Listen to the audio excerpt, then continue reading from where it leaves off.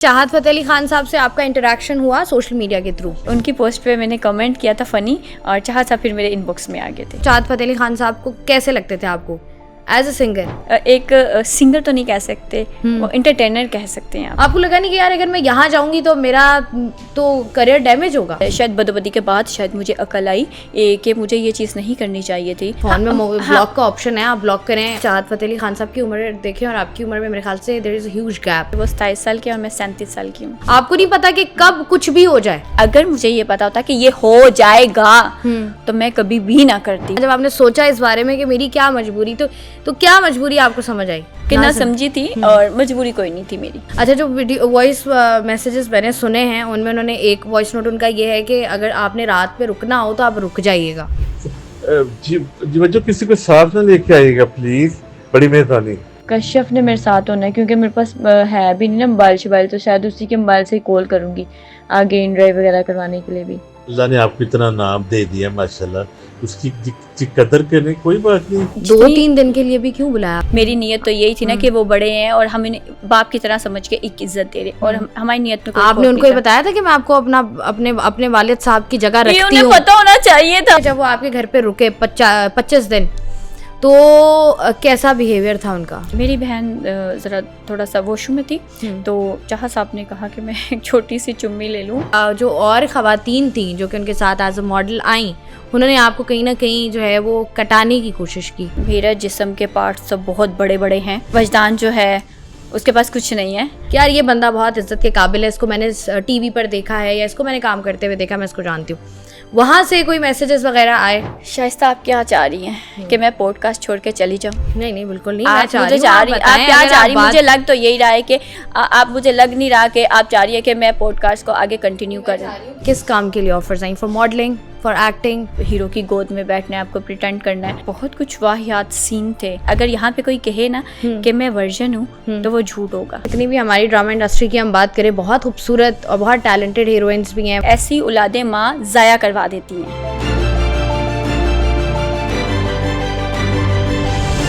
अस्सलाम वालेकुम गाइस, मुझे कहते हैं शाइस्ता रज़ा। एक और इंटरव्यू के साथ मैं आप लोगों की खिदमत में हाजिर हूँ, और आज की जो मेरी मेहमान हैं वो बहुत ही ज़्यादा आपने उनको देखा सोशल मीडिया पर, और साथ ही साथ बहुत ज़्यादा मीम्स भी बनी।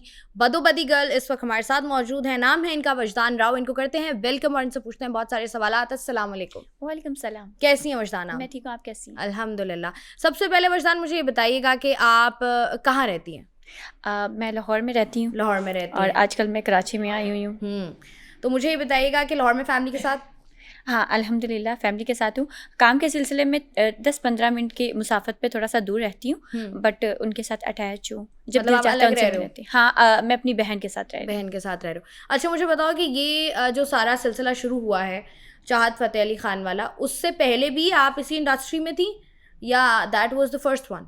मैं सोशल मीडिया पे एक्टिव थी। वहाँ पे जैसे लड़कियाँ होती हैं, उन्हें शौक होता है इंस्टाग्राम पे वीडियोस वगैरह डालना, टिकटॉक पे वीडियोस वगैरह बनाना, मतलब आप इन्फ्लुएंसर कह सकते हैं मुझे। तो मैं वीडियोस वगैरह बना रही थी, फ़ैन फॉलोइंग अच्छी थी। और फिर फ़न में जो है चाहत साहब ने जो उनसे बात शुरू हुई और उन्होंने ऑफ़र की कि आप, जब मैं वीडियो बनाऊँगा तो आप मेरी पहली मॉडल होंगी। तो मज़ाक। अच्छा, चाहत फ़तेह अली खान साहब से आपका इंटरेक्शन हुआ सोशल मीडिया के थ्रू? सोशल मीडिया के कौन थ्रू। सी ऐप पे? फेसबुक पे। तो उन्होंने आपको मैसेज किया? हाँ, मेरी दोस्त ने मुझे मेंशन किया था कि एक बड़ा अच्छा सिंगर आया है, और उनकी पोस्ट पे मैंने कमेंट किया था फ़नी, और चाहत साहब फिर मेरे इनबॉक्स में आ गए थे। आपने चाहत फ़तेह अली खान साहब की वीडियो के नीचे कमेंट किया था? वीडियो के नीचे कमेंट। कौन सी वीडियो थी? कोई भी उनके गाने वाली थी, अब मुझे याद नहीं है, लेकिन उनके गाने वाली थी, और मैंने कोई फ़नी कमेंट किया था जैसे कि लोग करते हैं। और फिर चाहत साहब ने आगे से जो कमेंट का जवाब भी दिया, फिर वो इनबॉक्स में आए। तो उनका जो आपने मैसेज किया था वो याद है आपको? वो सबको एक ही जैसा मैसेज करते नहीं, हैं, अस्सलाम वालेकुम वज्जो जी कैसी हैं आप, इस तरह वो सबको इस तरह ही कहते हैं। नहीं, जो कमेंट आपने किया था वो याद है आपको? कमेंट मैंने कुछ गाने के हवाले से ही कोई तंजिया फ़नी कमेंट कर दिया होगा कि बड़ा अच्छा गाना है, या प्लीज़ गाना बंद कर दे, इस तरह का कुछ था। अच्छा, तो उसके बाद फिर आपको, वैसे इससे पहले कि हम बात करें, तो चाहत फ़तेह अली खान साहब को कैसे लगते थे आपको एज अ सिंगर? सबको ही पता है मुझे, मैं भी क्या कहूँ, एक सिंगर तो नहीं कह सकते, वो एंटरटेनर कह सकते हैं आप। तो उसके बाद फिर जब वो आपके इनबॉक्स में आए तब क्या हुआ? तब बातचीत हुई, उन्होंने मुझे कहा कि जब मैं वीडियो बनाऊंगा तो आपको पहले मॉडल लूँगा, और इस बात पे मैं बड़ा हंसी थी और इंजॉय किया था इस चीज़ को। फिर उन्होंने कहा, मैंने उनको कुछ वीडियोस अपनी भेजी जो कि मैं अपने टिकटॉक पे और इंस्टा फेसबुक पे यूज़ करती थी। वो वीडियो उन्होंने एडिट करके अपना जो गाना था ना वो रिलीज़ कर दिया, और मेरे दोस्तों ने बहुत ज़्यादा इंजॉय किया। हमने वो एक फ़न था, एक मतलब ऐसी चीज़ नहीं थी कि सीरियस थी, तो हम सब लोगों ने बहुत इंजॉय किया और काफ़ी हंसे। तो वो सिलसिला चलता रहा, 1 2 3 4 तकरीबन 4 गाने जो थे ना हमने फिर इसी तरह जो बनाए, मैं उनको वीडियो सेंड कर देती थी और कोई ना कोई फ़नी गाना जो था ना वो रिलीज़ हो जाता था। अच्छा, वो उनका कहना ये है कि जब वो आपको गाना भेजते थे और वो आपको कहते थे कि आप मुझे इस पर इस तरीके की वीडियो बना के भेज दें, हाँ ये या आप नॉर्मली, हाँ कभी उन्होंने ये नहीं कहा कि इस टाइप की बना कर भेज दें। जैसे एक था कमीज़ तेरी काली कदी लाली कदी पाली, तो उसमें कमीज़ तेरी नीली, कमीज़ तेरी पीली, कमीज़ तेरी लाल, तो उन्होंने कहा कि आप डिफरेंट कलर की जो शर्ट्स है ना वो यूज़ कर ले। तो उन दिनों गर्मी बहुत ज़्यादा थी और मैं इतने ड्रेसेस जो वो चेंज नहीं करना चाह रही थी। देन मैंने एक स्कर्ट वियर की जिसमें सारे कलर थे। तो जब उन्होंने आपको ये गाना भेजा, उन्होंने कहा इस पर वीडियो बना दे, तो आपने क्या कहा? मैंने मतलब मेरी बहन बड़ी कोऑपरेटिव है और वो मेरे फ़न में मेरे साथ ही थी, तो उसने फिर मेरे साथ कोऑपरेट किया, थोड़ा सा हमने मेकअप किया, वो ड्रेस पहना और चलते फिरते जो थी ना वो कुछ पार्क में जाती थी, वीडियो बना दी। मैं भेज देती हूँ। हाँ मैं भेज देती हूँ। अब ये जो गाना है कमीज तेरी काली कदी लाली कदी पाली, इसका मतलब पता है ना आपको? बिकॉज आप लाहौर से हैं। हाँ बिल्कुल, मैं आपको बताती हूँ। उतार ली कभी पहन ली। हाँ, आपको लगता है इस पे वीडियो चलनी चाहिए थी आपको? मेरे ख्याल से देखिए, एक शर्ट है आपने पहनी है, आप इसको उतारेंगे भी जब ये गंदी हो जाएगी, आप दूसरी शर्ट पहनेंगी। कमीज पाली कदी लाली, थोड़ा सा अच्छा भी सोचा करें प्लीज। नहीं, आप मुझे ये कह रही हैं, ये तो हो गया, बट मैं आके कैमरे पे नहीं बताऊंगी ना, या मैं गाना नहीं लगाऊंगी कि हाँ ठीक है, मतलब अगर मैंने कोई शर्ट पहनी हुई है और वो गंदी हो गई है अकॉर्डिंग टू यू, मैंने चेंज कर ली है बाद में, तो ऑब्वियस सी बात है एवरीबॉडी विल नो कि अच्छा ठीक है शर्ट चेंज हो गई है। okay. ये तो दैट्स वेरी नॉर्मल। लेकिन अगर कोई बंदा मुझे कहता है कि शाइस्ता आप देखें जिस तरीके से बहुत सारे गानों पे रील्स बनती हैं, इस गाने पे लड़कियों की रील्स बहुत कम है, ना होने के बराबर है। चाहत की बहुत से जो गाने हैं उन पे रील्स थी ही नहीं। बदोबदी फर्स्ट सॉन्ग था जिस पे रील्स बनी, और ना सिर्फ लड़कियों ने लड़कों ने बल्कि आपको पता है सेलिब्रिटीज थे, उन्होंने भी इस पे रील बनाई क्योंकि एक था आपको गाना। लगता है ये जो गाना था उनका जिस पर आपने बनाई थी वीडियो, जब आपने उनको बनाई और उन्होंने वो पोस्ट की, तब आपको अंदाज़ा नहीं हुआ कि यार ये क्या लिरिक्स हैं, ये मैं फ़न में भी ये मुनासिब नहीं है? ये नहीं, मेरे ख्याल से इतना मतलब नहीं था कि मतलब मैं फील करती हूँ। और मैंने उनसे बात की थी, जब मैंने उन्हें गाना भेजा मैंने कहा इसका क्या मतलब है, तो उनका एक शर्ट है, हम वो अगर पहन लेते हैं तो फिर हम उसको उतार भी लेते हैं, क्योंकि उसमें बार बार शर्ट्स का जिक्र था, कमीज़ लाहौर की, चनियोट की, फ़लाँ जगह की, और कमीज़ नीली पीली लाल, इस तरह से था। तो वो उसमें मेरा नहीं ख्याल कि कोई इतना गैर मुनासिब था, या फिर मेरा होता ना कि अगर वीडियो कुछ इस तरह की थी जो कि नामुनासिब होती, ऐसा कुछ भी नहीं था। अच्छा मुझे बताएं, वीडियोस आप बनाती कहाँ पे थी? अपने घर पे? हाँ, हमारी सोसाइटी में पार्क था, तो मैं वहाँ पे रेडी होके जाती थी और अपनी बहन को कहती थी कि कभी मैं इधर से बाहर ले रहा हूँ, कभी इधर से, तो वो करती थी, वो वीडियो बना देती थी। अच्छा मुझे बताइएगा, जैसे आपने कहा ना कि जिस तरीके से सोशल मीडिया पर हम देखते हैं बहुत सारे इन्फ्लुएंसर्स मौजूद हैं, तो इन्फ्लुएंसर्स जो हैं वो मुख्तलिफ उनकी नीश होती है, कोई ब्यूटी पे काम कर रहा है, कोई कपड़ों पे काम कर रहा है। आपकी नीश क्या थी? आप किसको इन्फ्लुएंस करती हैं? मैं फ़नी कंटेंट जो थी ना वो बनाती थी, और मुझे मैं सीरियस नहीं रह सकती। अभी भी अगर मैं काम कर रही हूँ, अगर कोई शोज़ वगैरह करती हूँ तो वो फ़नी ही होता है, मुझसे सीरियस रहा ही नहीं जाता, मेरी फितरत में ही नहीं ये चीज़ है। तो मैं फ़नी कंटेंट जो था, जो लोग फील करते हैं उसको मैं बोल के वीडियो बना देती थी और लोग उसे बड़ा पसंद करते थे। मतलब फिर आप कंटेंट क्रिएटर हुई ना, इन्फ्लुएंसर नहीं हुई? इन्फ्लुएंसर में ये था कि मैं अगर कुछ क्रिएट करती थी तो मैं बता देती थी कि ये है, वो इन्फ्लुएंस कर देती थी। अगर कुछ मुझे लगता था कि कुछ हैक है जो बालों से रिलेटेड है या मेकअप से रिलेटेड है, तो वो मैं चीज़ बता देती थी। अच्छा, उस तरह की भी वीडियो बनाती थी। अच्छा मुझे बताएं, उसके बाद जब आपने 6 गाने बनाए और इन 6 गानों को बनाने, वीडियो भेजने और ये पोस्ट करने कितना टाइम, कितने महीने, कितने दिन लगे? अच्छा, चाहत साहब के गाने इतनी जल्दी ऐसे ही आते थे जैसे कि आंधी में शॉपर आते हैं, तो उनके गाने एक हफ्ते के बाद भी गाना आ सकता था उनका, 1 महीने बाद भी आ सकता था, और 1 महीने में 10 भी आ सकते थे।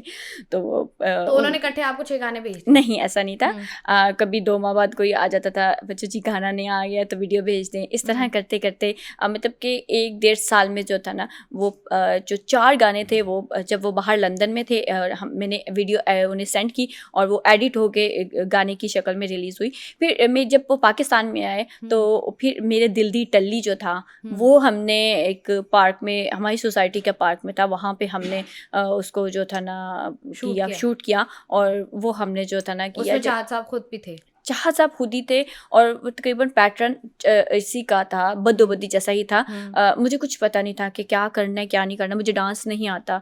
तो चाहत साहब वो इतने कॉन्फिडेंट थे, वो कहते थे कि वजह जी मैं आपको बता देता हूँ, लेकिन मुझे कुछ बताते नहीं थे कि मुझे क्या करना है। और वो अपने जो उनके मखसूस जो स्टाइल था डांस का वो शुरू कर देते थे और मैं देखती थी कि मुझे क्या करना है, क्योंकि मुझे डांस नहीं आता। तो मैं उनके इधर उधर देख रही हूँ और मतलब हंस भी रही हूँ, इरिटेट भी हो रही हूँ। तो मुझे बताएंगे, जब ये इतने गाने आपने 5-6 बना लिए, इनमें से कोई वायरल हुआ? लोगों के कमेंट्स तो आए होंगे डेफिनेटली, क्योंकि चाहत फ़तेह अली खान के जब भी कोई चीज़ पोस्ट करते हैं नीचे कमेंट्स आते, तो कभी आपने कमेंट्स पढ़े? कमेंट्स पढ़े थे, लोग एंजॉय करते थे, उस्ताद जी आप बड़े बेसुरे हैं, प्लीज़ आप ये कर दिया करिए। सबसे मज़े का जो कमेंट होता था वो ये होता था कि मेरे दादाजी फालिज के मरीज़ हैं और इतने साल से वो चरपाई पे पड़े हैं। तो आज अल्हम्दुलिल्लाह उन्होंने उठ के ना टीवी बंद कर दिया क्योंकि चाहत फ़तेह अली खान का गाना लगा हुआ था। आपको लगा नहीं यार इतनी नेगेटिव नहीं, नेगेटिव नहीं, लेकिन आप ये देखिए, आप जाकर ऑब्वियस ही बात है, अगर हम आजकल के दौर में देखें, हर बंदा चाहता है कि उसका करियर बने बेहतर तरीके से। आपको लगा नहीं कि यार अगर मैं यहाँ जाऊंगी तो मेरा तो करियर डैमेज होगा?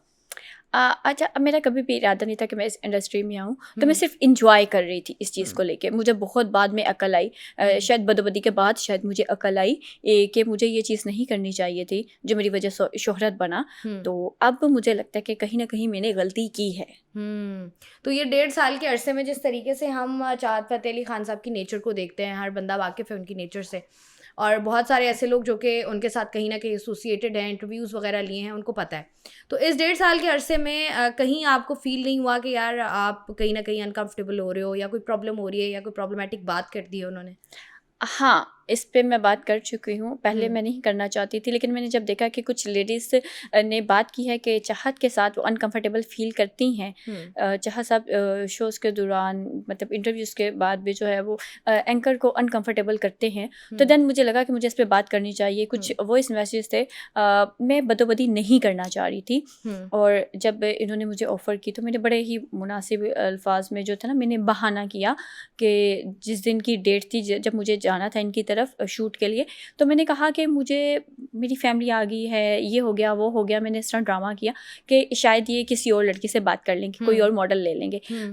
तो लेकिन इन्होंने कहा कि नहीं, प्लीज़ आप आ जाइएगा, अगले दिन आ जाइएगा। फिर मैंने अपनी सिस्टर से जो है वो बात की और मैंने अपनी सिस्टर को कहा आप मेरे साथ चलो, ये लास्ट सॉन्ग ही है और मतलब हम थोड़ी देर है, 1-2 घंटों में हम शूट करके जो है ना वो वापस आ जाएंगे। फिर आपने कर लिया? हाँ, फिर मैं अपनी सिस्टर के साथ गई थी और अनकंफर्टेबल फील किया था मैंने वहाँ पे। मैं चाहत साहब के साथ, मतलब इसलिए पीछे हटने की वजह ही यही थी, उन्होंने कुछ ऐसी बातें की थी और कुछ वॉइस मैसेज पे भी उन्होंने मुझे कहा था कि किसी को साथ मत लेके आना, अकेली आना।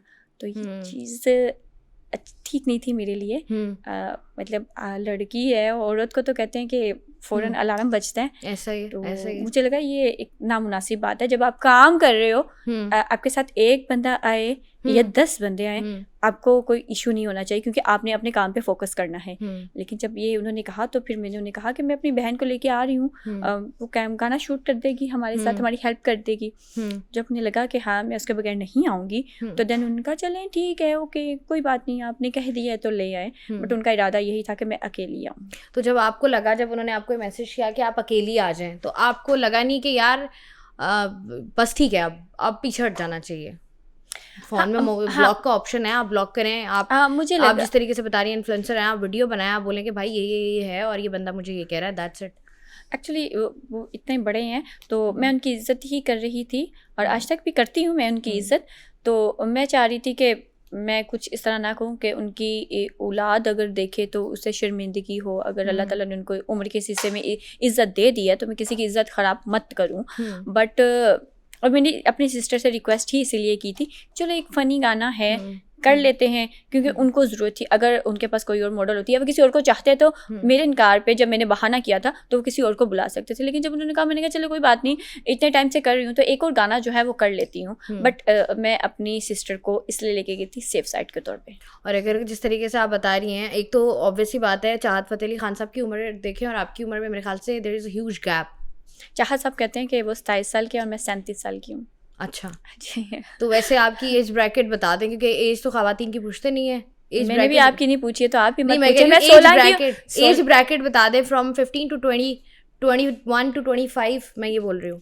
मेरी पूछ रहे 25 to 13 बिटवीन। 1 से कह के 16 कह सकते हैं, 16 1 से 16 कह सकते हैं, ठीक है। 1 से 16 कह हाँ, सकते हैं। मैं डॉक्टर ने कहा था कि 16 पे ही रहूंगी और आगे नहीं बढ़ूंगी, तो मैंने इस चीज़ को एक्सेप्ट तो कर आपको लिया। लगा नहीं कि अच्छा आप जैसे अगर मैं ये इस बात को एक्सेप्ट कर लूँ, ठीक है, कर लिया मैंने, दैट यू आर 16, तो आपको लगा नहीं कि यार चाहत फतेह अली खान साहब मतलब बहुत ही बड़े हैं मुझसे, मतलब मेरे शायद वालिद साहब की उम्र के हैं वो, हाँ ऐसी तो ही मैं कैसे कर लूंगी, मैं कैसे कंफर्टेबल हो जाऊंगी एक ऐसे गाने में जो जिस तरीके की गाने की लाइनें हैं और चीज़ें हैं।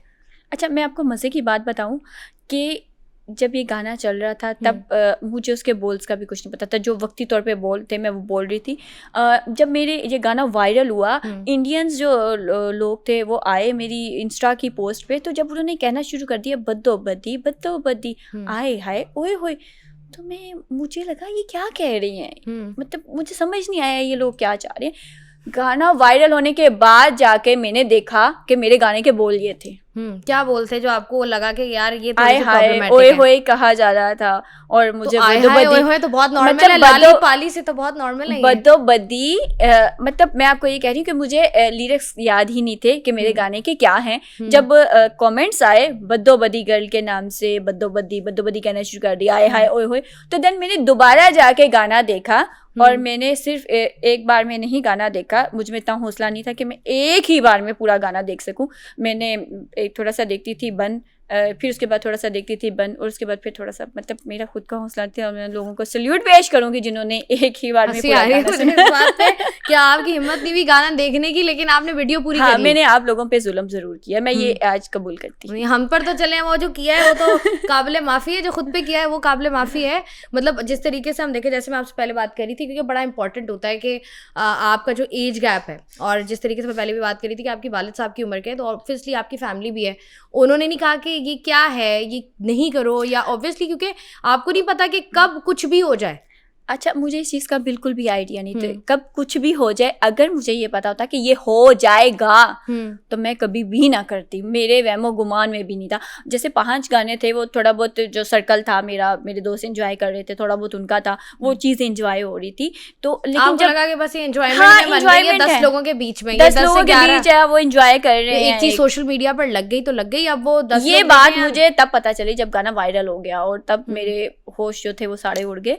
यार ये क्या हो गया, मतलब वायरल हो गया ये एकदम से। और फिर जब लोगों ने भी कहा कि यार दीदी की क्या मजबूरी है, ये डायलॉग जो था इंडियंस की तरफ से बोला गया, दीदी की क्या मजबूरी थी, तो फिर मुझे भी वैसे मैंने एक बार सोचा था कि मेरी क्या मजबूरी है, लेकिन मुझे समझ कुछ नहीं आया था कि मेरी मजबूरी क्या थी। आपको क्या समझ में आया जब आपने सोचा इस बारे में कि मेरी क्या मजबूरी, तो क्या मजबूरी आपको समझ आई? कोई मजबूरी नहीं थी, बट ना समझी कह सकते हैं आप कि ना समझी थी, और मजबूरी कोई नहीं थी मेरी। फैमिली रिएक्शन किसी ने कुछ भी नहीं कहा, बट जब मेरी ख़ानदान की तरफ से जो रिएक्शन आया, उनकी तरफ से, सबकी तरफ से ये था कि ये हमारी कज़न लगती है, हमारी ये है, हमारी वो है, मतलब जो सोए हुए दोस्त भी थे सब जाके मतलब लोगों को था कि किसी ना किसी तरह से अटैच हो और हमें थोड़ी सी फेम मिले, ठीक है। और बहुत से ऐसे लोग जो पहले बात भी नहीं करते थे, वो लोग भी आके अटैच होने लगे थे। और बट उस टाइम मुझे थोड़ी सी अक्ल आई, मुझे पता चला कि फ़िल्टर करना है मुझे, और किन लोगों से बात करनी है और किन लोगों को अपनी ज़िंदगी से किक करवाना है मुझे। अच्छा, मुझे पता है फैमिली में वजदान कौन कौन है? अल्हम्दुलिल्लाह मेरी मदर हैं, मेरे फादर की डेथ हो गई है, और मेरे 3 भाई हैं, और मेरी सिस्टर हैं, और अल्हम्दुलिल्लाह सब मैरिड हैं, और छोटे छोटे भतीजे भतीजियाँ भी हैं। तो आप सबसे छोटे हो? मैं सबसे छोटी हूँ। तो भाइयों ने क्या कहा? भाइयों ने कुछ नहीं कहा। मैंने आज तक कभी कोई इस तरह का काम नहीं किया कि मेरी शिकायत जो है वो घर जाए और घर वालों को शर्मिंदगी हो। ये जो कुछ भी था वो एक फ़न में था, और मतलब मेरे भाई खुद मुझे वो कोई पोस्ट वगैरह लगती थी या वीडियो तो मुझे लिंक भेजते थे, उन्होंने भी उस चीज़ को एंजॉय किया। ऐसा कोई भी नहीं है कि मेरी कोई ऐसी कोई गलत वीडियो। आपको नहीं लगता बहन का तमाशा बन रहा हो सोशल मीडिया पर? भाई नहीं, बहन का तमाशा आपको लग रहा कि बहन का तमाशा बना, ऐसा नहीं था। मुझे लोगों की तरफ से जो था वो बहुत प्यार मिला था, और लोगों ने यही बात की कि जो लड़की है चाहत के साथ वो क्यूट लग रही है। तो मजाक नहीं बना था मेरा। अगर मेरा कहीं भी मजाक बनता तो डेफिनेटली मैं हाँ, मेंटली मुझे डिस्टर्ब हो बताएं, जाती हूँ। एक राहत फ़तेह अली खान साहब की वीडियो में आना, एक चाहत फ़तेह अली खान साहब की वीडियो में आना, आपको लगता नहीं है कि देयर इज़ अ डिफरेंस? नहीं, तो मैंने सीखा इस चीज़ से। अगर ये मेरी गलती थी तो मैंने इस चीज़ से सीखा और इस चीज़ को मैंने कंटिन्यू नहीं किया, इसको मैंने उधर ही ख़त्म कर दिया। अच्छा, मुझे बताएं, जब ये वीडियो वायरल हो गई, चाहत फ़तेह अली खान साहब से आपकी बात हुई, क्या बात हुई आपकी? उन्होंने आपको मैसेज किया या कॉल की कि देखो अच्छा तुम वायरल हो गई हो, या कुछ भी, क्या कॉन्वर्सेशन हुई? हाँ, एक्चुअली जब ये वीडियो बनी, बहुत वायरल हुई इंडिया में सबसे पहले, तो मैंने वीडियो बनाई और उस पर मैंने कहा आप लोग प्लीज़ कोई बैड कमेंट मत कीजिएगा, मैंने आप लोगों को हंसाने के लिए, फ़न के लिए ये वीडियो बनाई है। तो उसमें मेरा जो लहजा थोड़ा था, रूहानसा था, मैंने एक्ट किया था कि मैं मतलब दुखी हूँ, रो रही हूँ, आप लोग बैड कमेंट मत कीजिएगा। वो वीडियो बहुत ज़्यादा वायरल हो गई और फिर चाह साहब को लगा कि मैं मतलब ड्रामा कर रही हूँ ना, तो मैंने उन्हें बताया कि यार ये ड्रामा है सिर्फ, मतलब लोग कमेंट कर रहे हैं। तो उनके जवाब में मैंने एक बात की है, ऐसा कुछ भी नहीं है कि कुछ मैं गलत कह रही हूँ या ऐसा। चाह साहब का रिएक्शन बड़ा फजूल किस्म का था आगे, और फिर उन्होंने मीडिया पे आके कुछ फजूल बातें करना शुरू कर दी। फिर जब मैं मीडिया पे आई तो चाह साहब को बड़ी तकलीफ हुई कि ये आके क्यों बोल रहे हो। उन्होंने मुझे मैसेज किया, बच्चों जी आप ये क्या बोल रही हैं, आप ऐसा मत के, अल्लाह की तरफ से मतलब गाना बहुत वायरल हुआ है और बड़ी फेम मिल गई है आपको भी, मुझे भी, तो आप इस चीज़ को एंजॉय करें। अगर आपने मेरे साथ काम नहीं करना तो ओके, कोई बात नहीं, लेकिन आप प्लीज़ ऐसा मत करें। और ऐसा उन्होंने मुझसे बात की। अच्छा, तो ये जो आपका गाना था, इसके लिए, या जो आप गाने करती थी, इसके लिए कोई आपकी होती थी कि अच्छा ठीक है फाइनेंसेस आप मुझे क्या देंगे अगर मैं आपके गाने में आ रही हूँ या मैं अपने आपके गाने की वीडियो बना रही हूँ? नहीं, चाह साहब खुद बेचारे टैक्सी ड्राइवर थे और वो मेहनत करके कमाते थे, तो मैं उनसे क्या डिमांड करती। और वैसे भी इसमें मेरा ऐसा नहीं कि कोई मैं न्यू ड्रेसेस वियर करती थी या प्रोफेशनल कोई मेकअप आर्टिस्ट हायर करती थी, ऐसा कुछ भी नहीं था, ना ही फोटोग्राफर था। क्योंकि मेरे खुद के ड्रेसेस होते थे और मैंने जो ही, जैसे लड़कियां सिंपल मेकअप करती हैं, मैं वो वैसे ही मेकअप करती थी। और मेरी बहन जो है मेरे ही आईफोन से जो है वीडियो बना देती थी। तो मेरा जब कोई खर्चा नहीं आता था तो मुझे इंटरटेनमेंट थी एक, तो मैंने कभी उनसे इस तरह की डिमांड नहीं की। बट एक टाइम आया कि जब वो अर्न कर रहा था इस चीज़ से, तो मेरी बेस्टी है, उसने कहा कि कुछ ना कुछ तो तुम्हें पे करे, और कुछ नहीं तो चलो लड़कियों को मेकअप का शौक होता है, वो तुम्हें थोड़ा बहुत पे कर दे कि चलो यार मेकअप ले लो। ये मत कहे कि तुम्हारा ये मुआवजा है, ये कह दे कि चलो मेकअप ले लो। तो चाह साहब को जब काफ़ी लोगों ने दबाव डाला, फोर्स किया, तो चाह साहब ने फिर 4 गानों के बाद मुझे 20,000 जो थे ना वो भेजे थे। और उन्होंने कहा कि मैं हर गाने पे जो है ना वो 5,000 पे आपको जो है ना सेंड करूँगा। तो मैं हंस पड़ी, उन्होंने कहा मैं अपनी हर मॉडल को यही देता हूँ। तो मेरे लिए वो मायने नहीं रखते थे, इंटरटेनमेंट थी वो, तो इंजॉय कर रहे थे। मुझे पैसों का नहीं था कि मैं पैसे करूँगी। और पर जब ये बद्दोबद्दी आया तो इन्होंने इखलाकन भी कुछ नहीं, लेकिन इन्होंने हमेशा मुझे कहा था कि जब आएगा कुछ हमारा अच्छा होगा तो मैं आपको भी दूंगा लाजमी। लेकिन मतलब आप लोगों की वर्बली बात हुई थी? वर्बली बात हुई थी, थी, हाँ, रिटर्न में कुछ नहीं था, लेकिन वर्बली बात हुई थी। लेकिन चाह साहब को जब गाना बहुत वायरल हुआ, उन्होंने अर्न किया, तो उन्होंने इखलाकन भी नहीं पूछा और इखलाकन भी कुछ नहीं कहा। अगर शायद वो ये कह देते तो शायद बद्दोबद्दी 2 भी आ जाता। तो आप कर लेती अगर वो आपको पैसे दे देते, अच्छे पैसे मिल जाते, अच्छे पैसे देते तो आप कर लेती दोबारा? अच्छे पैसे मिलते तो फिर ज़रूर करती। अच्छा, जो वीडियो वॉइस मैसेजेस मैंने सुने हैं उनमें उन्होंने एक वॉइस नोट उनका ये है कि अगर आपने रात पे रुकना हो तो आप रुक जाइएगा, नहीं रुकना हो तो आप चले जाइएगा वापस। वो क्या स्टोरी है? ये भी जब मुझे भी मैंने सुना था तो मुझे बुरा लगा था कि ये बात नहीं होनी चाहिए थी। मैं मतलब ये किस मौके पे हुई थी, क्या ये जब बद्दोबद्दी के गाने शूट की बात हुई थी, जब मुझे उनकी तरफ जाना था तो उन्होंने कहा था रुक जाना रात। तो वॉइस नोट है आपके पास, जरा सुना दें या सुना दे ताकि हमें बात का कॉन्सेंट वो पता चल जाए ना कि हम बात किस मौजू पे कर रहे हैं। हाँ जी, मैं आपको सुना देती हूँ। जी बच्चों, किसी को साथ में लेके आइएगा प्लीज, बड़ी मेहरबानी। कश्यप ने मेरे साथ होना है क्योंकि मेरे पास है भी नहीं ना मोबाइल शोबाइल, तो शायद उसी के मोबाइल से कॉल करूंगी आगे इन ड्राइव वगैरह करवाने के लिए भी। अल्लाह ने आपको इतना नाम दे दिया माशाल्लाह, उसकी कदर करें। कोई बात नहीं, कोई चीज़ बंदे की पसंद नहीं आती एक दूसरे को, उसमें कोई हर्ज नहीं है। आपके तो वैसे इतने फ्रेंड्स हैं पूरी दुनिया में माशाल्लाह, ठीक है। तो प्लीज़ ऐसे तो नाना जी लिखे, हमने इकट्ठे बैठ के खाना खाया है, इकट्ठे हम माशाल्लाह जैसे खेले हैं, ठीक है। नहीं काम करना कोई बात नहीं, और इतने जी मॉडल्स हैं और इतने सिंगर्स हैं माशाल्लाह। अच्छा, अल्लाह खुश रखे। अस्सलाम वालेकुम। तो ये इसकी कहानी जरा बताइएगा कि इसकी क्या कहानी थी। बदोबदी का शूट करके वो आपको कह रहे थे कि अगर आपने घर चले जाना हो तो आप चले जाइएगा, अदरवाइज आप रुक जाइएगा। क्योंकि तो आप ही लाहौर में ही शूट कर रहे थे? हाँ, लाहौर में आप भी शूट लाहौर कर की, रहे वो भी थे। लाहौर हाँ के। जी, वो लाहौर में, उनका घर था शालीमार में, वहाँ पे हम गए थे। जब उन्होंने पहले मुझे मैसेज किया कि आप अकेली आइएगा, तो उसके बाद ये फिर था कि अगर आपने रुकना हो तो ठीक है, नहीं तो आप चली जाइएगा। जब मैंने उन्हें कहा कि बताया कि मेरी बहन जो है वो भी मेरे साथ होगी, तो फिर उन्हें पता चल गया कि इसकी बहन साथ है। उन्होंने कहा आप जाना चाहें तो चली जाइएगा। फिर भाईजान आपको लगता नहीं अगर कोई बंदा ये बात कर रहा है कि यार अगर आपने रात रुकना हो तो रुक जाइएगा, जाना हो तो चले जाइएगा, आपको लगा नहीं ये बहुत ऑफ है, बहुत ये नहीं होना चाहिए? अगर कोई बंदा बात कर रहा है नॉर्मली भी, अगर कोई बंदा आपसे इस तरह की बात करे तो आप शायद उसके मुंह पे थप्पड़ मार दो। अच्छा, मुझे जो लगा था ना, मुझे ये लगा कि शायद चाहत साहब जब हमारी तरफ आए हैं, मेहमान थे वो, वायरल होने के बाद वो पाकिस्तान पहली बार आ रहे थे, तो चूंकि मेरे तो वहमो गुमान में भी नहीं था, मैं तो उनको एक बड़ा समझ के इज्जत देती थी कि वो बड़े हैं हमारे, उनकी इज्जत करनी चाहिए, मेहमान है। तो मैंने कहा था आप हमारी तरफ आइएगा, एक्साइटेड हो गए, जैसे कहते हैं ना आप हमारी तरफ आइएगा, रुकिए। तो वो मुझे लगा कि 2-3 दिन रहेंगे, लेकिन जब वो 25 दिन रह के हमारे घर गए, तो जाहिर है मेहमान जो होता है वो 2-4 दिन के लिए रहमत होता है, उसके बाद जहमत ही बन जाता है। और उन्होंने जब मुझे ये कहा तो मुझे ये भी थोड़ा पहले लगा कि उन्होंने सेंस में कहा है कि मैं आपके घर पे रुका हुआ हूँ तो आप लोग भी हमारे घर पे रुक जाएं। लेकिन जब उन्होंने ये कहा ना कि अकेली आने का, तो मुझे थोड़ा सा बुरा लगा था। आपकी बात बिल्कुल ठीक है, और कोई और होता तो शायद मैं थप्पड़ भी लगाई थी, शायद मैं उम्र का लिहाज कर गई थी। तो जब उन्होंने उम्र का लिहाज नहीं किया तो आपको नहीं लगता है कि आपको भी नहीं करना चाहिए? इज्जत से बढ़कर तो उम्र नहीं है ना। ये उनका ज़र्फ था और ये मेरा ज़र्फ था कि मैं उनका लिहाज करती आई। और लेकिन फिर मुझे लगा कि जब बहुत सी लड़कियां बोल रही हैं, हमारी कुछ एंकर्स हैं जिन्होंने कहा कि अनकंफर्टेबल फील करती हैं, तो मुझे लगा मुझे भी बोलना चाहिए कि मैंने भी अनकंफर्टेबल फील किया था। अच्छा, मुझे बताएं, जैसे आपने कहा ना कि आपने उनको एक्साइटमेंट में बोला कि आप घर आ जाइएगा, तो आपको लगा कि ये 2-3 दिन रुकेंगे। हाँ, तो आप 2-3 दिन कहाँ रुकेंगे? आप जहाँ पर आप रह रही हो अभी? जब हमारा घर था ना, प्रॉपर घर है, तो मतलब वहाँ पे जहाँ पर आपकी बहन रह रही है? हाँ, हम रह रहे थे। तो आपने उनको क्यों बुलाया? वो 2-3 दिन के लिए भी क्यों बुलाया आपने? मेहमान आए थे ना वो पाकिस्तान में, तो तो मर्द ही ना, मर्द और खवातीन, लड़कियां, वो भी लड़कियां।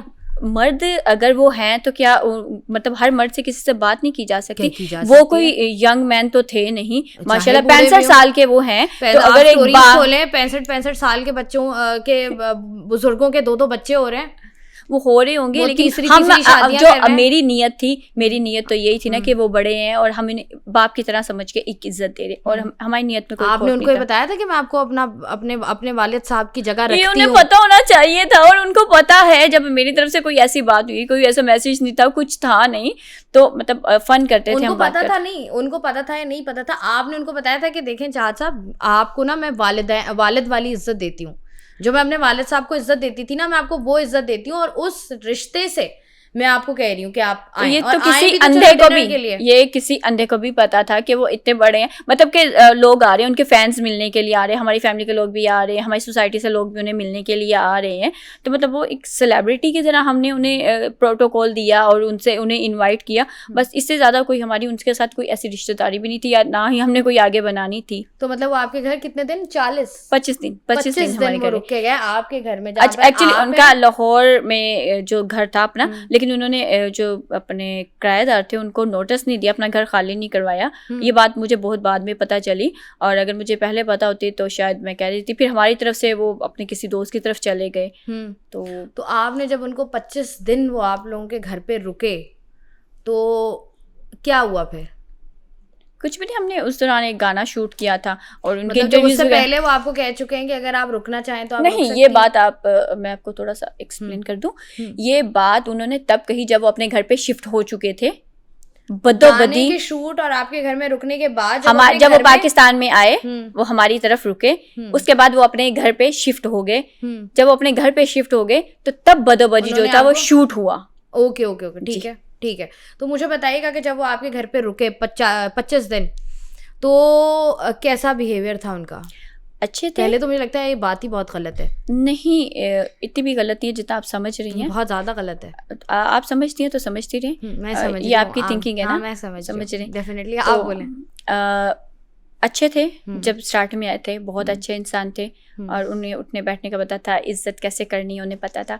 जब वो यहाँ पे बहुत से लोगों के साथ अटैच हुए और जब उन्हें कुछ स्टेज एक्ट्रेसेस थी उनके मैसेजेस आना शुरू हो गए जिनमें वो बड़े इनको आसमानों पे चढ़ा रही थी, तो उसके बाद थोड़ा सा इनका दिमाग जो था ना वो घूम के आने लगा कि वो ये शहजादा चार्ल्स है और हर लड़की जो है इन पे मरती है जिनमें वजदान भी शामिल है। लेकिन मैंने इनको क्लियर कर दिया कि भाई आप मेरे लिए मेरी बाप की तरह, मैं यहाँ पे नहीं मरती और मेरा दूर दूर तक ऐसा कोई इरादा नहीं है। तो 25 दिन तक जब ये आपके घर पे रुके तो इन्होंने कोई भी आपसे ऐसी बात नहीं की, कोई भी ऐसी हरकत करने की कोशिश नहीं की? शायद उन्हें पता था कि मैं इनके घर पे रुका हूँ तो उन्होंने लिहाज कर दिया या व्हाटएवर जो भी है, तो उन्होंने नहीं किया। अच्छा, मैंने कोई किस वगैरह का भी सीन सुना हुआ है, वो क्या था कि इन्होंने आपको ऑफर की थी? हाँ, जब बद्दोबद्दी शूट हो गया था, हम आने के लिए तैयार हो रहे थे तो मैं बैठी हुई थी, हम डिस्कस कर रहे थे कि हमें इसकी प्रमोशन कैसे करनी है। तो मेरी बहन ज़रा थोड़ा सा वॉशरूम में थी तो चाहा साहब ने कहा कि मैं एक छोटी सी चुम्मी ले लूँ। मुझे बहुत बुरा लगा उस वक्त। मैंने उन्हें सख्त लहजे में जवाब दिया और ये बात मेरी बहन ने भी सुन ली और फिर मेरी बहन ने मुझसे पूछा क्या हुआ, कुछ कह रहे थे? मैंने कहा नहीं, मैं शर्मिंदा थी उस बात पे कि इनको शर्म आनी चाहिए थी कि मैं अपनी बहन को क्या बताऊँ अब। तो लेकिन मेरी बहन कहती है मैंने सुन लिया, उसने मुझे कंफर्टेबल किया, उसने कहा कि मैंने सुन लिया ये बात। तो उसने कहा कि मतलब इतना बड़ा मुंह है इनका, तो छोटी सी चुम्मी की बात कर रहे हैं, क्या कर रहे हैं ये, मतलब इसको शर्म नहीं आई, इसने कैसी बात कर रहे हैं ये। तो मैंने कहा बस ऐसा ही है। मैंने कहा नेक्स्ट हमने कोई काम नहीं करना। किया किनको? चाहत को। चाहत को मैंने ये कहा, मैंने कहा थोड़ी सी शर्म कर लें आप, ये बोला था मैंने उन्हें। उन्होंने क्या कहा? शर्मिंदा हो गए थे। उसके बाद उसके बाद उन्होंने कोई ऐसी बात की हो आपसे? नहीं, उसके बाद उन्होंने नहीं की। उसके बाद जब हम देखते हैं कि जिस तरीके से आपने बात की कि उसके बाद हमें उनके 3-4 गाने और सामने हमारे आए और उसके बाद जो है वो उन्होंने कहा कि भाई मैं तो लाखों में और डॉलर्स में मैं कमाता हूँ और मैं बहुत लेविश ज़िंदगी गुजारता हूँ। तो जिस तरीके की बातें हैं, चलो हम उनको एंटरटेनर कहते हैं, जिस किस्म की वो बातें करते हैं, मेरे ख्याल से 5 मिनट बंदा उनके साथ बैठे तो बंदे को समझ आ जाता है from where he is coming. तो आपने जब ये सब कुछ किया और इतना अरसा 1.5 साल आपने जो है, ऑब्वियसली बात है आपकी कहीं ना कहीं कम्युनिकेशन तो होगी, तो आपको लगा नहीं कि यार ये तो बहुत ही आप कहते हो ना कि एक ऐसा बंदा है कि जिससे दूर ही रहना बेहतर है? नहीं, मैं आपको बताऊं, 1.5 साल मैंने उनसे बात की। पाकिस्तान आने से पहले और पाकिस्तान आने के थोड़े टाइम बाद भी बड़े रीज़नेबल इंसान थे वो, बड़े अच्छे इंसान थे जिन्हें बात करने का पता था, इज्जत करने का और करवाने का पता था। यहाँ पे आके थोड़ा सा उनका दिमाग जब लोगों को से मिले, कुछ ऐसे लोगों से, कुछ ऐसी लड़कियों से मिले, तो उनका दिमाग थोड़ा सा जो था ना वो घूमा था। अदरवाइज वो बहुत अच्छे इंसान थे। अच्छा, जिस तरीके से आप बात कर रहे हो ना कि और भी बहुत सारे उनके गाने आए जिसमें हमने देखा कि जो और ख़वातीन थी जो कि उनके साथ एज अ मॉडल आई, उन्होंने आपको कहीं ना कहीं जो है वो कटाने की कोशिश की कि वजदान को जो है वो माइनस कराएं। इसमें कितनी सच्चाई है? हाँ, 1-2 को बड़ी तकलीफ़ हुई थी। कौन? मैं नाम नहीं लेना चाहूँगी किसी का। पता तो चले कौन थी, किसको तकलीफ़ हुई थी? अब उनके साथ 200 बंदियाँ, वो कहते हैं भाई मेरे पास शादी के कोई 500 प्रपोजल्स दिन में आते हैं, तो उनमें से कोई पता तो होगा कौन सी बंदी है जिनका? वो एक थी, मतलब उसे बड़ी तकलीफ़ थी और उसने बड़े वाज़े अल्फाज में बात की कि मेरा जिस्म के पार्ट्स तो बहुत बड़े बड़े हैं और अच्छा, वजदान जो है उसके पास कुछ नहीं है, तो जो चाहत सिर्फ मेरे हैं और ये वो। तो ये वीडियो सोशल मीडिया पर है? सोशल मीडिया पे है और अच्छा। मतलब मैं हैरान रही किस टाइप की बातें कर रही है।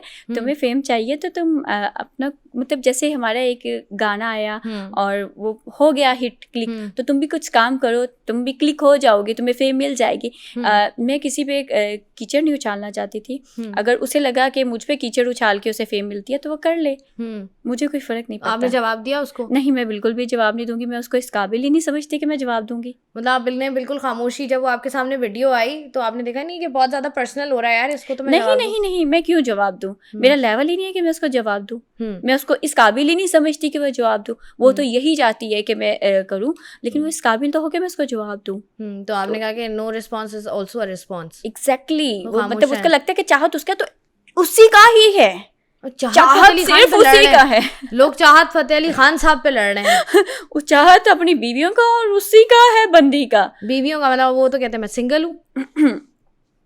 माशाल्लाह से 3 बीवियाँ उनकी और 7 बच्चे हैं उनके। हाँ, सिंगल तो वो कहीं दूर दूर से भी नहीं है। नहीं है। तो उन्होंने कभी ऐसा इजहार किया कि जिस तरीके से नॉर्मली वो हर किसी के साथ करते हैं कि मैं जो है वो शादी के लिए तैयार हूँ और क्या आप मुझसे शादी वो तो करेंगी? हर दूसरी बंदी को हाँ। बल्कि हर पहली बंदी को यही हाँ, बात करते ऐसा हैं ही कि है। हाँ तो मैं, उन्होंने कभी आपको कहा है? वो एक वीडियो थी क्लिप था, तो उसमें वो कहते वजो तू थोड़ी जी मोटी होती है तो मैं तेरे ना ब्याह कर देना। और बड़ा हम इस बात पे हंसे थे। ये एक जोक ही था हमारे लिए, हमने उस चीज़ को सीरियस नहीं लिया था। मजाक मजाक में जो है ना वो, क्योंकि ऑब्वियसली बात है कुछ लोगों की नेचर ऐसी होती है कि वो मजाक मजाक में वो बात कह जाते हैं जो उनके दिमाग में होती है। ये बातें आपको तब पता चलती हैं जब आप बहुत ज़्यादा टाइम स्पेंड करो, आपको एक टाइम गुजर जाए, आप दूसरों से उसके बारे में राय सुनो। किसी को एकदम से देख के उसके बारे में राय कायम नहीं की जा सकती, उसे जज नहीं किया जा सकता। सो मैं भी ऐसा ही चाहती थी कि अगर कोई बात पता चली है, देखिए मैं फरिश्ता नहीं हूँ, मैं इंसान हूँ। मुझे तभी पता चलेगा जब कोई इंसान ठोकर खाता है, जब सीखता है, जब किसी के साथ टाइम स्पेंड करता है, तभी उसको जज कर सकते। पहली मुलाकात में तो मैं आपको भी जज नहीं कर सकूंगी। बिल्कुल बिल्कुल। अच्छा मुझे बताइएगा, बदोबदी वाला फेम मिल गया आपको, तो आपको लगा नहीं कि अब इस फेम को मुझे कहीं ना कहीं यूटिलाइज करना है या मैं इसका कुछ करूं, क्योंकि obviously you are on social media, तो आप इन्फ्लुएंसर भी हो, कंटेंट भी बना रही हो, तो आपने सोचा कि मैं इस फेम को कहीं ना कहीं प्रॉपर्ली पॉजिटिवली इस्तेमाल करूं? अच्छा, मैंने कोशिश की थी और जो मेरी नीश थी फ़नी कंटेंट की, मैंने उस तरह की वीडियोस वगैरह बनाई। मुझे बहुत ज़्यादा ऑफर्स भी हुई इस गाने की, ये वो। तो मोस्टली लोग जो थे ना वो पे नहीं करना चाह रहे थे। वो कहते थे कि पे करना ही नहीं है हमने, जिस तरह हम गाना बनाते हैं अगर वो बदबदी की तरह हिट हो जाता है तो हम आधा आधा कर लेंगे, कुछ इस तरह की बातें हुई। और कुछ फजूल किस्म के फोटोग्राफर्स थे जिन्होंने हम आपका शूट करते हैं, हम आपका बोल्ड शूट करते हैं, हम आपका नाइटी में शूट करते हैं, इस तरह की कुछ बातें जब सामने आई तो पहले मैं एक्साइटेड थी कि मुझे फेम मिल गई है और मैं कुछ अच्छा काम कर सकूंगी, मैं कतरीना कैफ बन जाऊंगी शायद। बट मुझे एकदम होश आई तब जब लोगों के मैसेजेस आना शुरू हो गए, और लोगों की तरफ से तो, जो प्रोफेशनल लोगों की तरफ से तो जो रिस्पॉन्स था ही, आम आवाम की तरफ से जो रिस्पॉन्स आया मुझे, जब मुझे मेरे पब्लिक नंबर पे मैसेजेस आना शुरू हो गए, आप एक नाइट का क्या लेती हैं, मेरे तोते उड़ गए कि ये क्या बात कह दी है कि एक नाइट का क्या लेते। मैं बाजार में खड़ी कोई लड़की नहीं हूँ, मैं इस तरह के कोई काम नहीं करती हूँ, तो फिर मुझे इस तरह के मैसेजेस क्यों आ रहे हैं? पहले थोड़ा सा मुझे गुस्सा भी आया, दुख भी हुआ इस चीज़ को कि मुझे फेम इस तरह की मिल रही है कि मैं इस तरह की लड़की हूँ। फिर मुझे बाद में पता चला कि बहुत सी लड़कियां जो एकदम से वायरल होती हैं, तो उनमें से हमारी टिकटॉकर्स भी हैं जिनके नामनासिब वीडियोस भी आ चुकी हैं, वो इस काम में मुलविस हैं। वो अपना जिस्म देती हैं और उसके बदले में उनको बेनिफिट मिलते हैं। तो वही चीज़ वो लोग चाह रहे थे और मुझसे पूछा कि आपका रेट क्या है एक नाइट का, और मैंने बहुत से लोगों को फिर जवाब दिया, मैंने कहा मेरा वो रेट वही है जो आपकी वालदा का है। तो इससे बेहतर जवाब मेरे पास और कुछ नहीं था। नहीं तो ये ऑब्वियसली जब आप सोशल मीडिया पर होते हो तो इस तरह के कमेंट्स आपको हमेशा आते हैं, तो जब आपको इस तरह के कमेंट्स आए, वहीं पर जैसे आपने बात की कि आम आवाम की जानिब से आते हैं, वहीं पर बहुत सारे ऐसे लोग आपको अप्रोच करते हैं जिनके बारे में आपके जहन में एक इज्जत होती है कि यार ये बंदा बहुत इज्जत के काबिल है, इसको मैंने टीवी पर देखा है या इसको मैंने काम करते हुए देखा, मैं इसको जानती हूँ। वहाँ से कोई मैसेजेस वगैरह आए? शाइस्ता, आप क्या चाह रही हैं कि मैं पॉडकास्ट छोड़ के चली जाऊं? नहीं नहीं बिल्कुल नहीं। आप मुझे चाह रही, आप क्या चाह रही? मुझे लग तो यही रहा है कि आप, मुझे लग नहीं रहा कि आप चाह रही है कि मैं पॉडकास्ट को आगे कंटिन्यू करूं। मैं चाह रही हूं कि अगर ऑब्वियसली आपने कहा ना कि जिस तरीके से बाकी एंकर्स ने आकर बात की, आप चाहते हो कि इसका जवाब आपको यही दूंगी, हाँ, लेकिन मैं नाम किसी का भी नहीं लूंगी। अगर आपने मुझसे फोर्स किया तो मैं यहाँ से उठकर चली जाऊंगी। नहीं, डेफिनेटली मैं फोर्स कर ही नहीं रही, आपको मेरा काम ही नहीं है फोर्स करना। मैं तो सवाल कर रही हूँ कि कभी ऐसा हुआ? हाँ, हुआ, ऐसा हुआ है। आपने क्या रिस्पॉन्ड किया? कहीं ना कहीं हमें लगता है, जो लड़कियां न्यू आती हैं, जो स्ट्रगलर होती हैं, हमें लगता है कि हम अगर इसके खिलाफ बोलेंगी तो ये हमें कहीं ना कहीं नुकसान पहुंचा देगा। इसके लिंक्स हैं, ठीक है, अदारों में हैं, ये पावर रखता है, पैसा रखता है। अगर हम इसके खिलाफ बोलेंगी तो हमें लोगों की तरफ से हमदर्दी नहीं मिलेगी और उल्टा लोग हमारे बारे में बातें भी करेंगे और ये बंदा हमें नुकसान भी पहुंचा देता है, जिसकी वजह से मोस्टली लड़कियां जो होती हैं वो छोटे मोटे नाम तो ले लेती हैं लेकिन फेमस बंदों के खिलाफ नहीं बोलती। तो आप भी उनमें से हो जो आपको लगता है कि कहीं ना कहीं आगे चल के कभी ना कभी आपको नुकसान पहुंचाए, तो बेहतर यही है कि आप खामोश रहो। हाँ, मैं चुप रहना ज़्यादा पसंद करूँगी। मतलब जिसे कहते हैं ना, चले छोड़े, मतलब मैं चुप रहना पसंद करूँगी। एक चुप 100 सुख। एग्जैक्टली। ठीक है। अच्छा, मुझे बताइएगा कि जिस तरीके से हम देख रहे हैं, और ऑब्वियसली आप अपनी फैमिली के साथ भी नहीं रहते हो, तो आप अब मेरी बहन को आप क्या समझती हैं? वो नहीं मेरी मैं कह रही हूँ family नहीं है। फैमिली इन द सेंस कि बहन तो अपना काम कर रही होगी, अपना कुछ ना कुछ या तो पढ़ रही होगी या जॉब कर रही होगी, कुछ भी कर रही होगी। फैमिली इन द सेंस के फैमिली होती है ना, जो कि आप के भाई हो गए, वालिद साहब हो गए, तो कहीं ना कहीं आप उनसे पॉकेट मनी ले रहे होते हो, कहीं ना कहीं भाई ला के दे रहे होते हैं। शायद हम इतने बड़े हो गए हैं कि अब हमें पॉकेट मनी की जरूरत नहीं पड़ती। हमें हमारे माँ बाप ने जो है अपने पैरों पे खड़ा कर दिया। फाइनेंसेस हैं आपके, आप कैसे मैनेज करते हो? अल्हम्दुलिल्लाह मैं जॉब करती हूँ आपकी तरह, जो है मैं एंकर हूँ और मैं रोड शो करती हूँ, पॉडकास्ट करती हूँ, स्टोरीज करती हूँ और अल्हम्दुलिल्लाह मैं अच्छा अर्न कर रही हूँ। कितना टाइम हो गया आपको? मुझे ये सब करते हुए 1 साल हो चुका है। जैसे एक बदो बदी जब वायरल हुआ था उसके बाद मुझे ऑफर आई और फिर मैंने किया, जॉब कर रही हूँ। तो आपको साल हो गया है। साल से पहले मैं प्रमोशंस करती थी और उसका मैं अच्छा अर्न कर लेती थी और मैं इसके साथ ग्राफिक डिजाइनर भी हूँ। वाओ, अच्छा, ये दिस इज नाइस। तो स्टडीज क्या है? मैंने ग्रेजुएशन किया। आगे मेरी बड़ी ख्वाहिश थी कि मैं पढूं, बट अच्छा अर्न कर रही हैं आप तो, पढ़ाई की जा सकती है साथ ही साथ। अब मुझे लगता है कि हम बड़े हो गए हैं, अब किताबें खोलना। 16?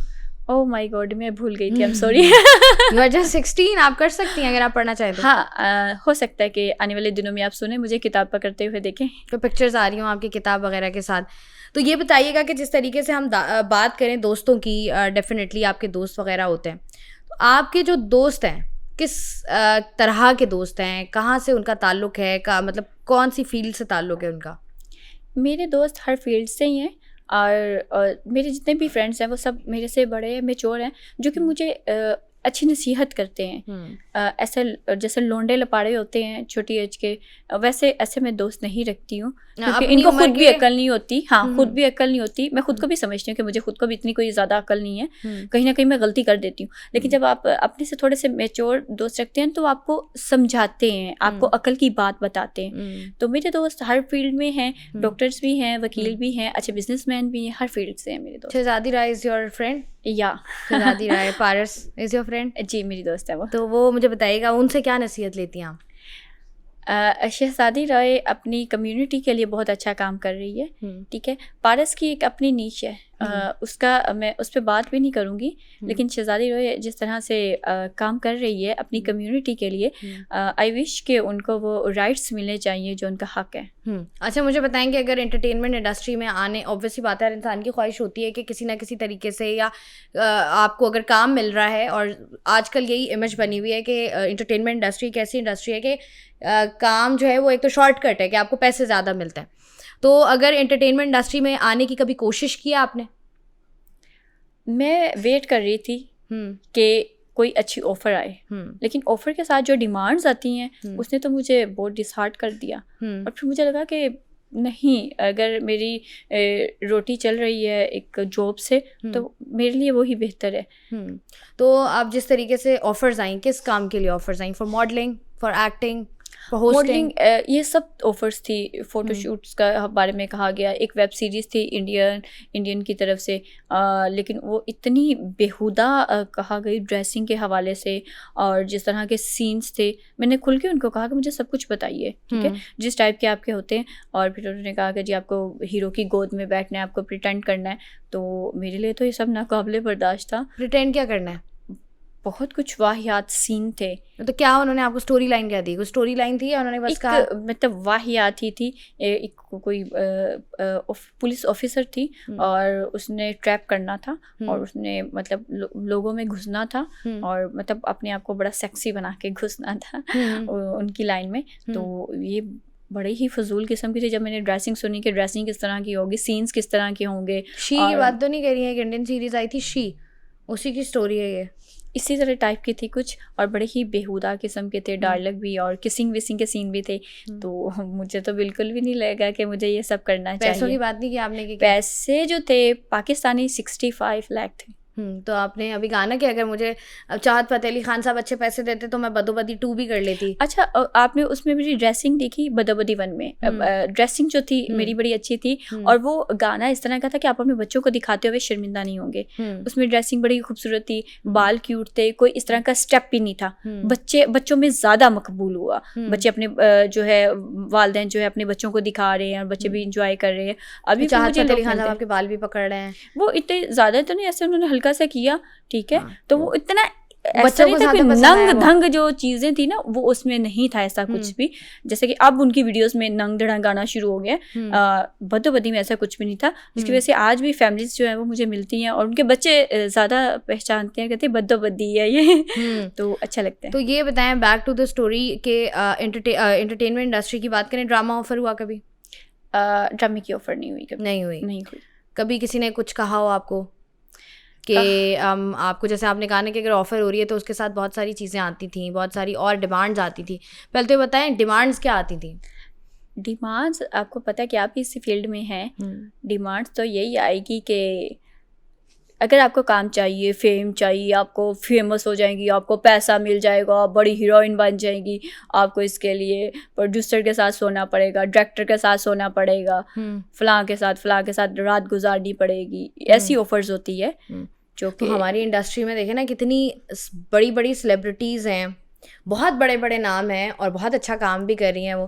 तो आपको लगता नहीं इस तरीके से पूरी इंडस्ट्री को, के जिस तरीके से यूजुअली लोग कहते हैं, आपको लगता नहीं है पूरी इंडस्ट्री इस लपेट में आ जाती है? आपको नहीं लगता कि बहुत सी जो हीरोइन है इस बारे में बोलती हैं? सेलिना जेटली ने जो एक बड़ी अच्छी बात कही थी, उसने कहा था अगर यहाँ पे कोई कहे ना कि मैं वर्जन हूँ तो वो झूठ होगा। ठीक है, इंडस्ट्री चाहे वो इंडिया की है या पाकिस्तान की है, और ये सबको ही पता है हमें कि कोई भी यहाँ पे बहुत खूबसूरत लड़की हैं, उनको काम नहीं मिल रहा, वो फेम चाहती हैं, उन्हें फेम नहीं मिल रही, फिल्म नहीं मिल रही, ड्रामे नहीं मिल रहे, तो आप क्यों नहीं मिल रहे? उनमें टैलेंट भी है, खूबसूरती भी है। नहीं जी, आप कह रही हैं जितनी भी हमारी ड्रामा इंडस्ट्री की हम बात करें, बहुत खूबसूरत और बहुत टैलेंटेड हीरोइंस भी हैं, वहीं पर बहुत सारी हमारे पास अभी स्ट्रगलर्स भी हैं और बहुत सारी ऐसी न्यू कमर्स भी हमारे सामने आ रही हैं। तो आप कह रही हैं कि ऐसे कहीं ना कहीं कंप्रोमाइजेस करती हैं, मेहनत भी करती हैं लेकिन कंप्रोमाइजेस भी तो करती हैं। मेहनत तो आप भी करती हैं, मेहनत तो मैं भी करती हूँ, मेहनत तो बहुत सी लड़कियां करती हैं जो कि बहुत खूबसूरत हैं, टैलेंटेड भी हैं, वो क्यों नहीं आगे जाती? क्या बताओ किसी को टैलेंट की वजह से काम मिला हो?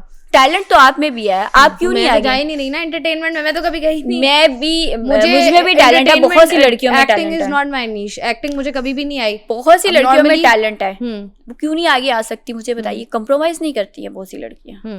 तो इसलिए आपने ड्रामा इंडस्ट्री नहीं चूज की, क्योंकि आपने जानने की कोशिश की और वहां से आपको कंप्रोमाइज करना पड़ा। अगर कंप्रोमाइज करोगे तो आगे जाओगे, ये मिलेगा वो मिलेगा, तो मुझे क्या जरूरत है कि मैं कंप्रोमाइज करती फिरूं? अच्छा, मुझे बताएं कि आगे फ्यूचर प्लान्स क्या हैं? इन लास्ट, अल्लाह बेस्ट प्लानर है, मेरा कोई प्लान नहीं है फिलहाल। मतलब जो प्लान करते हैं होता उसकी उल्टी है। इज्जत के साथ कमाना चाहती हूँ और यही मेरा प्लान है बस। कोई ऐसा नहीं होता कभी कोई ऐसा कमेंट आए जो कि आप कहते हो कि यार दिस इज टू मच? कभी कभी कोई कमेंट ऐसा होता है जो आपको बहुत ज़्यादा हिट करता है कि यार क्या है ये? वो भी तो आते हैं ना, ऐसा नहीं है कि बिल्कुल फर्क नहीं पड़ता, इंसान को फर्क पड़ता है, गुस्सा आता है। एक कमेंट आया था कि ऐसी औलादें माँ ज़ाया करवा देती हैं, ऐसी औलादें माँ ज़ाया करवा देती हैं, और मैंने उसको आगे से बहुत प्यारा जवाब दिया था। मैंने उसे कहा था हाँ, और आपकी जैसी जो माएँ होती हैं ना, वो अपने यार की निशानी समझ के पैदा कर लेती हैं। मैंने उसको बड़ा अच्छा जवाब दिया था। मतलब मैं वो नहीं हूँ कि मैं रोना शुरू कर दूंगी, मैं साइड पे हो जाऊंगी, मुझे तकलीफ होगी कि ये क्या बोल रहा है, इनकी क्या औकात है कि ये मुझे रुलाएं या टेंशन दे। ये तो आपको लगता है मुंह जैसा होगा वैसे उनके मुंह पे थप्पड़ लगाऊंगी मैं। अगर हम सोशल, जैसे फॉर सपोज हो सकता है ना, देखिए मेरे और आपके सोचने में फ़र्क है, तो जो हो सकता है जो चीज़ आपको बुरी लग रही हो मुझे ना लग रही हो, जो चीज़ मुझे अच्छी लग रही हो सकता है आपको अच्छी ना लग रही हो। तो आपको क्या लगता है कि कौन सी ऐसी लड़कियां हैं जो कि गंदा कंटेंट बना रही हैं सोशल मीडिया पर? ये आप जब कुछ लीक्स वीडियो देख लेती हैं तो पता चल जाता है कि कौन अच्छी है कौन गलत है। कुछ एआई भी होती हैं, कुछ एआई भी होती हैं, एआई का भी पता चल जाता है आपको, और जो ओरिजिनल होती हैं वो भी आपको पता चल जाता है। तो फिर आप जज कर सकते हैं ना। तो आप कह रही हैं जिनकी वीडियोस बहुत से जो लड़कियां हैं उनकी जो फेम है वो अच्छी भी है, वो बड़ा अच्छा काम भी कर रही हैं। बहुत सी लड़कियां हैं ऐसे, मैं बहुत से नाम हैं इनमें। तो अगर अच्छा किसको समझते हो, बुरा किसको? मतलब एक नाम ले लो ना, मुझे समझ आ जाए। जैसे फॉर सपोज हम बहुत सारे लोग हैं जो कि सोशल मीडिया पर, और जुल्करनैन मियां बीवी हैं, दोनों बड़ा अच्छा कंटेंट जो है वो बना रहे हैं, इज्जत के साथ बना रहे हैं। अब कमल आफ्ताब की भी देखें, बहुत दफा कोई ना कोई वो सीधी बात भी करे तो उसकी कंट्रोवर्सी बन जाती है। तो ये तो लोगों के जहन है ना, हम लोगों के जहन कैसे चेंज कर सकते हैं? तो मैं कह उनकी रही सोच है तो हम क्या करें? अच्छा आपकी नजर में यहाँ पे तो वो क्या कहते हैं, मायरा खान को नहीं बख्शा जाता है, किसी को भी नहीं। मिशी खान जो है हर वीडियो में वो टांग अड़ाती है, उनको नहीं बख्शा जाता, उनको ट्रोल किया जाता है। अब किसकी बात कर रही है कि हम लोगों पे बन बांधते फिरे उनकी सोच पे कि आप ये ना सोचो, वो ना सोचो, ये ना करो, हमें अच्छा सोचो, हमें बुरा सोचो, हमें ये समझो। क्यों समझे? मतलब इतना टाइम है हमारे पास कि हम आप लोगों कह रही है मतलब बिल्कुल अनफॉलो करते हैं आपको कमेंट भी ना करें, कोई बात ना करें आपके बारे में? ऐसा नहीं होता, ऐसा ही होता है ना। आप कह रही हैं ट्रोलर से कोई फर्क नहीं पड़ता। अच्छा, आप जहाँ पे अगर 1000 लोग हैं कमेंट कर रहे हैं, तो अगर 100 उसमें ट्रोलर हैं, तो क्या बाकी के लिए कंटेंट बनाना बंद कर दें? बाकी लोग कह रही है कि ट्रोलर्स को इग्नोर करना चाहिए, ट्रोलर्स को करना चाहिए। और मैंने देखा है कि बहुत सी लड़कियां जो है वो रो पड़ती हैं कि जी ट्रोलर ये कह रहे हैं, वो तो उनके कह देने से क्या हो जाता है? आप ऐसी बन तो नहीं जाओगी? ऐसा बिल्कुल भी नहीं। आखिर में क्या पैगाम दोगी लड़कियों को जो सोशल मीडिया पर हैं और जो सोशल मीडिया पर नहीं है? सबको यही कहूँगी कि एक ज़िंदगी मिली है, उसे जिए, अच्छे तरीके से जिए। और ये जो वीडियोस आप बनाती हैं ये मत बनाया करें, ये बड़ी कुछ अजीब सी बातें होती हैं। आपको लगता है कि आपको किसी फील्ड में जाना है जो जिसमें आप कंफर्ट फील करती हैं, तो उसमें ज़रूर जाइए। अच्छा, खलीलुर रहमान कमर साहब ने कुछ कहा था? नहीं, ऐसा कुछ भी नहीं कहा उन्होंने। कभी भी उन्होंने आपको मैसेज किया? नहीं, उनके साथ जिस लड़की ने कुछ गलत किया था, तो उसके साथ मेरी थोड़ी दोस्ती थी, हमने शूट एक साथ किया था। हनी ट्रैप वाला जो मामला हुआ था, उसमें थोड़ा सा वो जिसने हनी ट्रैप किया वो आपकी दोस्त है? वो दोस्त ही, हमारा शूट इकट्ठा हुआ था। कौन सा शूट? एक फोटो शूट था हमारा, एक साथ हुआ था, जिसकी वजह से वो केस में कुछ मेरा नाम भी आ रहा था, बट ऐसा कुछ भी नहीं था। खलील साहब को ही पता था, अगर कुछ होता भी तो फिर सामने आ जाता। तो आपने जो खुद कहा मल्टीपल टाइम के खलील रहमान साहब जो है वो कहीं ना कहीं उन्होंने भी आपको ऑफर कराई? नहीं, मुझे उन्होंने किसी किस्म की ऑफर नहीं करवाई थी, मुझे किसी किस्म की ऑफर करवाई उन्होंने। ठीक है जी, बहुत बहुत शुक्रिया। वजदान राव हमारे साथ मौजूद थी, बात हम कर रहे थे इनसे इंडस्ट्री के बारे में। बहुत सारी ऐसी लड़कियां जो कि बनना चाहती हैं स्टार, फेमस होना चाहती हैं डेफिनेटली, तो ये रास्ता हम नॉर्मली बात कर रहे होते हैं बड़ा कठिन है। क्या राय थी इनकी बदोबदी का, क्या पूरी स्टोरी थी, वो सब कुछ आपको पता है। उम्मीद आपको आया होगा पसंद। मुझे दें इजाज़त, अपना रखिएगा ख्याल, अल्लाह हाफ़िज़।